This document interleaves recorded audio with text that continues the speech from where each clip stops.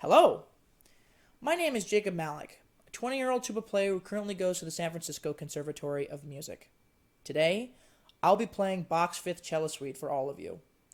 I know that I am playing a tuba, but I have done my best to take this piece and make it my own.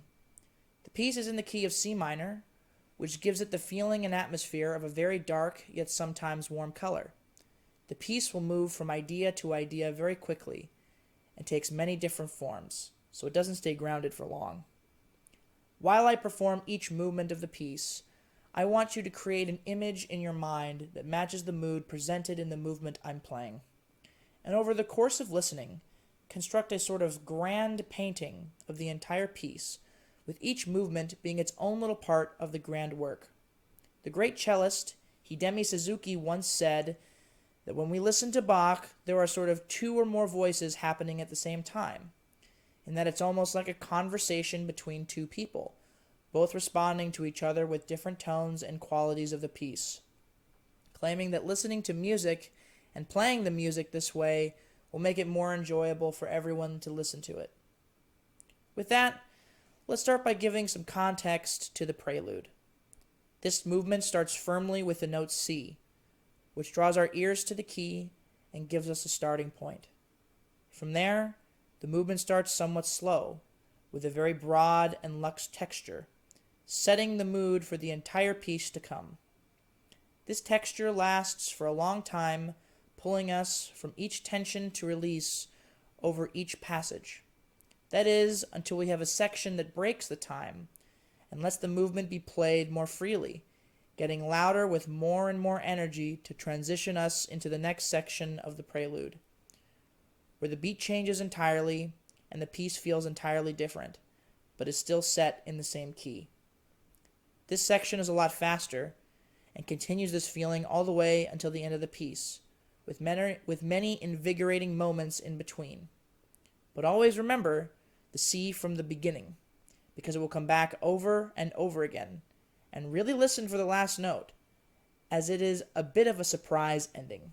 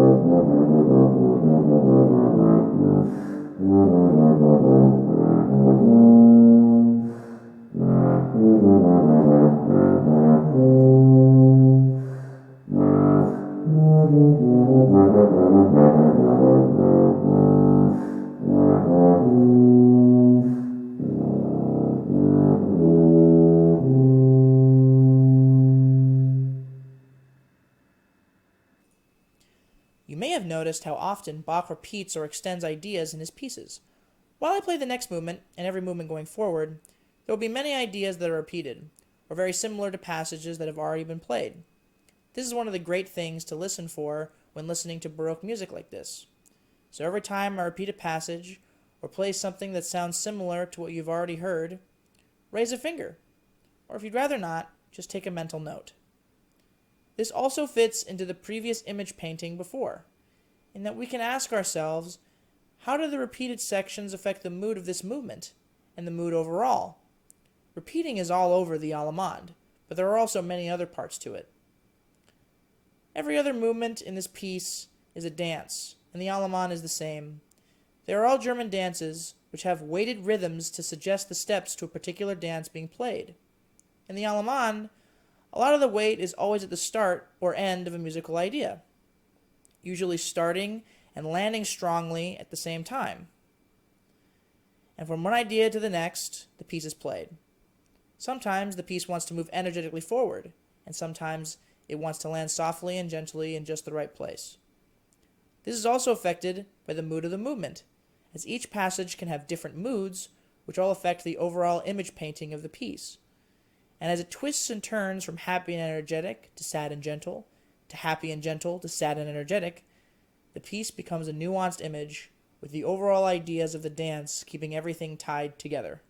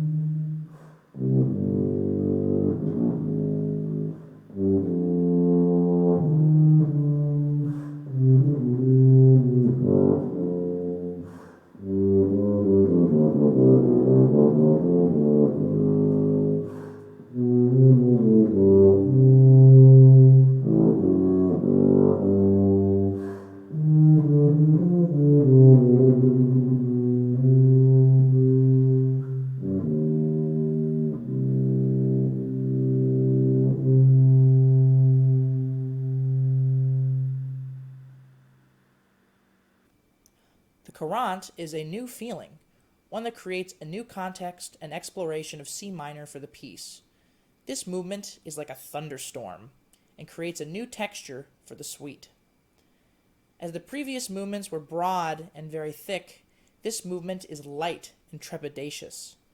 The courant is a similar dance to the allemande, with heavy implied rhythms to signify the steps, but unlike before, it cleanly and clearly reaches those destinations as a sort of checkpoint among the chaos. If we reference Hidemi Suzuki's idea of the voices, it's almost as if the two voices are like the heavy waves in a storm, with the crashing of those waves being the beats where people dance, and the build-up or relaxation from is the next incoming wave to hit the shores. Terrifying and life-threatening, the movement swells over and over with its ferocity, with brief places of respite in the middle to catch a breath only to swell once again. That is, until it is complete, and the storm subsides.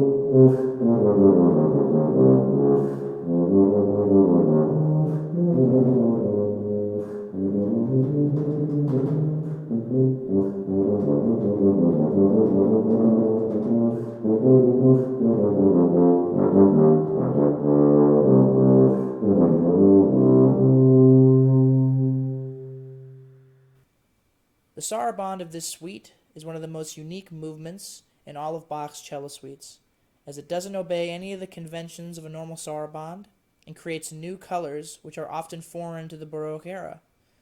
This piece is pulsating from note to note, where time seems impossible to track, and every note is important. Each note connects with one another, creating tensions and releases individually, while still constructing a more grand and beautiful narrative. At the end of each musical idea, we have a different voice, which plays the bass note of the next bar, but is also the result of the current harmony that it's in, making the piece feel like a long and extreme stretch from one location to the next, while at the same time feeling pure emotion from moment to moment. Each note comes with its own set of pleasures and pains. As the passages continue, they might rise or fall only slightly, but even that changes the entire mood instantly. The pattern is repeated across the entire movement, but never feels stagnant, and perpetually creates new meaning within each note.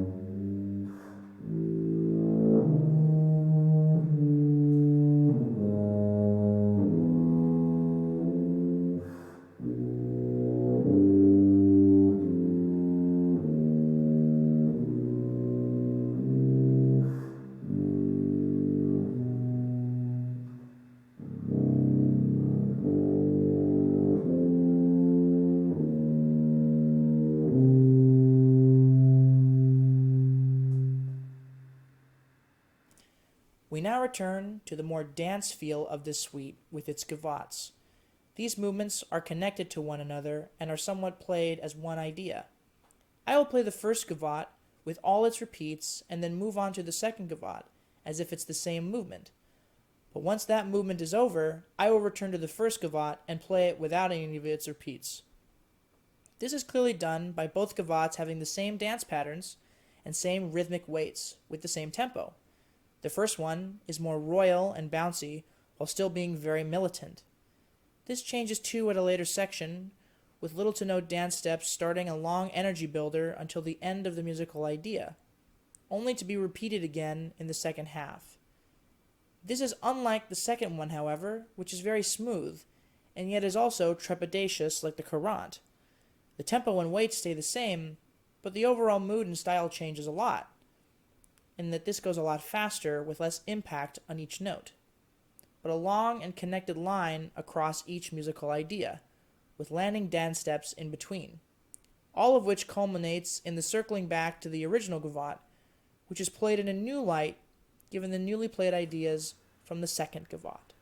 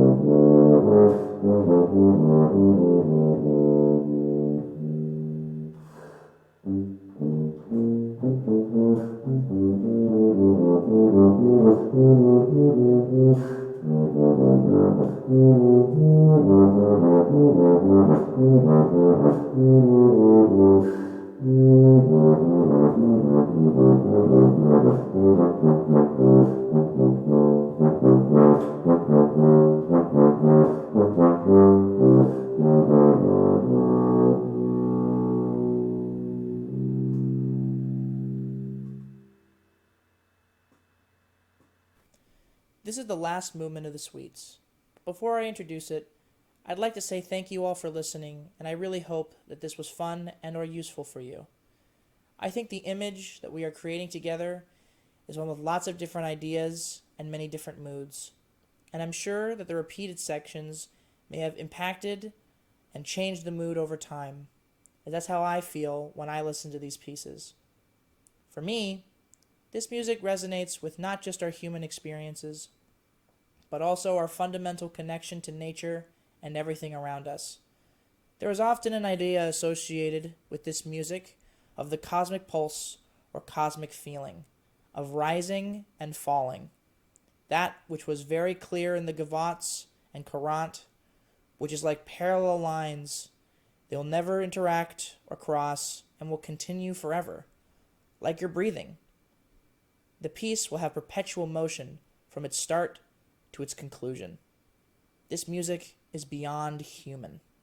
It doesn't just show one feeling, but the feelings of an entire life, or lives for that matter, showing the perfection and order of the universe through harmony.